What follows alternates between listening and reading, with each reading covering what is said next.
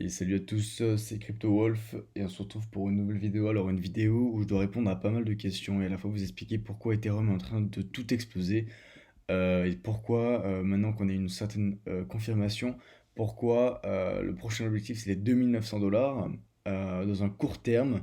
Si bien évidemment, comme je l'ai expliqué dans la dernière vidéo, le Bitcoin ne se crache pas violemment, d'accord? Parce que j'ai eu beaucoup de retours, oui, mais Ethereum, finalement, il est monté, alors que pourtant, tu avais dit qu'il allait descendre.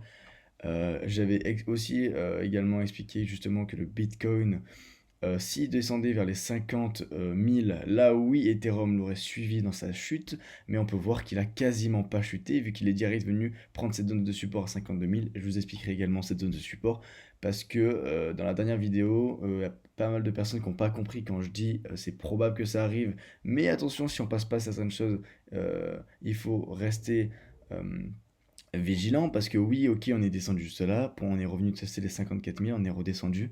Donc là, c'est un peu la période où est-ce qu'on va accumuler entre ces deux zones. Je vais vous expliquer ces deux zones de support.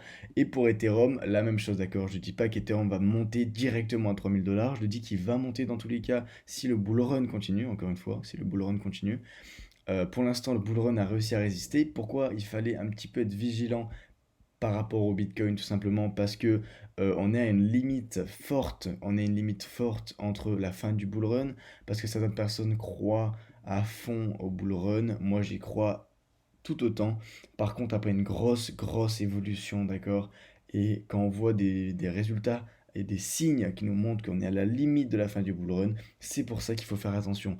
Je crois au Bitcoin, je crois au bull run, mais vous verrez le jour où ça va casser ces zones de vigilance et que vous n'êtes pas prêt parce que vous y croyez, faites attention à votre argent. Je vous le dis très clairement, d'accord, parce qu'il y a pas mal de gens qui commencent à être très agressifs dans les commentaires par rapport à certaines choses comme ça, mais je vous le dis pour vous prévenir, je vous fais des vidéos pour éviter que vous perdiez beaucoup de votre argent, d'accord? Pourquoi? Parce que je vous donne des zones prioritaires, tout simplement.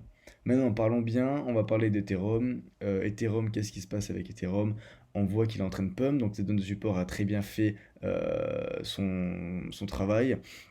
On peut voir qu'on est venu le retester, et là on est en train de monter, de bien monter, d'accord? Et j'ai l'impression qu'on est forcément, vu cette évolution, parti pour au moins toucher ces 2500 qui sont ici. Et je vais vous montrer juste maintenant pourquoi, pour moi, le Bitcoin, enfin Ethereum va monter aux 3000 $. C'est tout simple, je vais vous montrer par rapport à Bitcoin et Ethereum.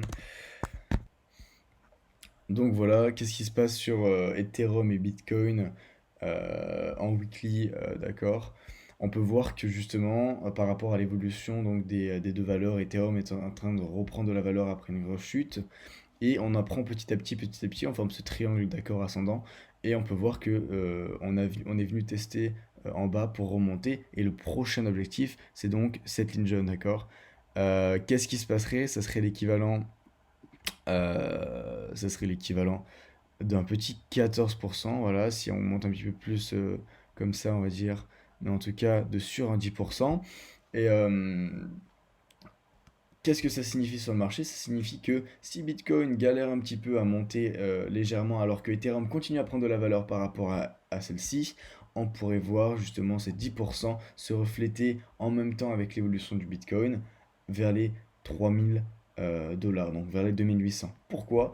D'accord, là on est justement dans une zone où le Bitcoin descend et du coup Ethereum est réussi à monter, c'est pour ça qu'on a vu ce pump.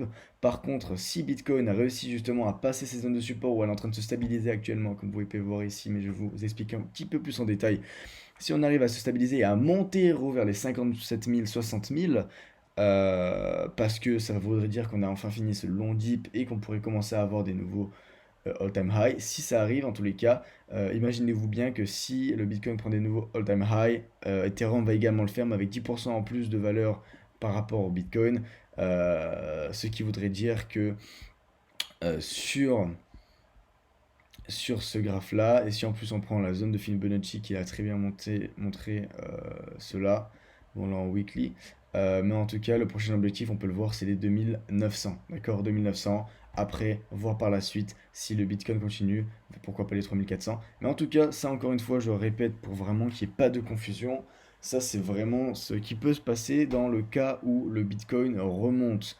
Oui, je pense qu'il va remonter. Je pense qu'il peut aussi descendre parce que le marché en ce moment est très instable, mais on peut pas savoir à 100%. Je me répète, on peut pas savoir à 100%. Donc tant que le bull run est présent, moi c'est ce qui m'importe. Pour l'instant, on peut voir qu'il est en train de stabiliser. Donc si le Bitcoin remonte et passe les zones de support que je vais vous montrer juste maintenant, Ethereum a de grandes chances de justement aller chercher les 2800, ok? Euh, Soyez toujours attentif à tout ce qui se passe. Ne prenez pas une chose en compte, mais prenez l'entièreté du marché en compte. C'est super important. Euh, voilà. Et par rapport à Bitcoin, du coup, on peut voir qu'est-ce qui s'est passé. C'est qu'en effet, dans ma vidéo d'hier, enfin de ce matin, j'avais parlé justement du niveau d'ici, d'accord, de vers les 50 000.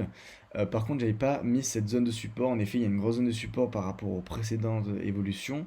Je l'avais pas mis en compte, mais pour moi, ça semble évident que tout ce qui se passe entre ces zones-là, euh, maintenant vous le savez, c'est que quand je vous ai parlé des 54 000, si c'est cassé, ça pouvait atteindre les 50 000, d'accord? C'est que si ça passe en dessous justement de ces 54 000, euh, il y a de grandes chances qu'on puisse descendre. Là, on a réussi à toucher cette zone de support, c'est parfait. On est venu remonter, retester, on revient descendre. Maintenant, tout va se jouer, on va dire, si, imaginons, là, il y a une autre zone de support vers les 53 000. Si on prend cette zone de support et qu'on arrive à stabiliser et à monter petit à petit, c'est parfait. Par contre, si on casse en dessous et qu'on casse en dessous de cette zone-là de 52 000, là, il faudra voir, pourquoi pas aller voir ces 50 000 que j'avais dit. Mais encore une fois, personne ne peut rien prédire, d'accord?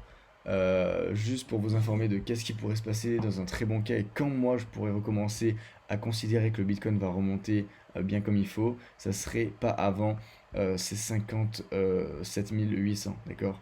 Pas avant. Moi, jusqu'à ce que ça vienne confirmer qu'on est monté, je compte faire très attention, donc s'il vous plaît faites attention, parce qu'on pourrait très bien remonter là et redescendre, et ça serait juste, bah, du coup, une grosse chute, d'accord? Comme il s'était passé il y a plusieurs mois.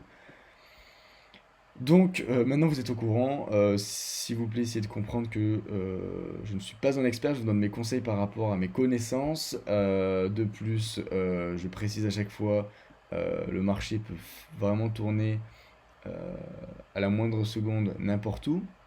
C'est pour ça que je dis plutôt les zones de support et qu'est-ce qu'il faut regarder ou être vigilant. C'est super important, s'il vous plaît, prenez ça en compte. J'ai pas envie que vous gériez mal vos émotions quand vous allez voir un jour le Bitcoin descendre en dessous, bien en dessous, et que vous allez penser que euh, le bull run va continuer alors que c'est la fin du bull run. Moi, je veux juste être présent dans les prochains mois qui vont être très compliqués parce qu'on va être dans une zone d'incertitude de savoir quand le Bitcoin et le bull run va finir parce que il n'est pas infini, d'accord, s'il vous plaît. Donc j'espère que cette vidéo vous aura été plus utile. J'espère également que vous avez pu comprendre un petit peu pourquoi Ethereum est en train d'exploser. Si ça vous a plu et si vous voulez d'autres vidéos, n'hésitez pas à me le mettre en commentaire, lâcher un pouce bleu et vous abonner, ça me fait super plaisir. Et pour les pouces rouges également, hein, si vous pensez qu'il y a quelque chose qui a été mal fait, bah écoutez, allez-y. Mais prenez bien en compte tout ce que je dis, d'accord, et c'est super important. Donc, gérez bien vos émotions, gérez bien vos investissements, ne paniquez pas tant qu'on passe pas ces zones importantes, et on se retrouve pour une prochaine vidéo.